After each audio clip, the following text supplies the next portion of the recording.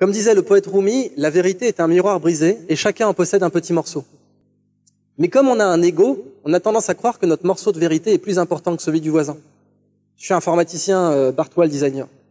Je suis architecte, Bartois le je sais pas quoi.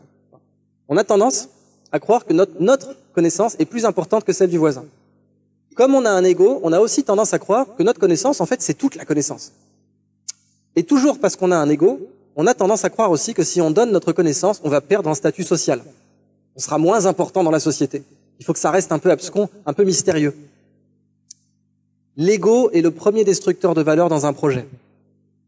Ça, c'est une sagesse essentielle. C'est un entrepreneur turc qui m'a rappelé ça, mais c'est tellement vrai. L'ego est le premier destructeur de valeur dans un projet. Et du coup, vous avez deux types de porteurs de projet. Le bon porteur de projet, c'est celui qui met son ego au service du projet. Donc là, vous avez Michel-Ange, vous avez chacun dans sa mesure, hein, Michel-Ange ou Steve Jobs ou Elon Musk. Et le mauvais porteur de projet, c'est celui qui met le projet au service de son ego. Je pourrais vous citer des noms, mais je suis pas là pour ça.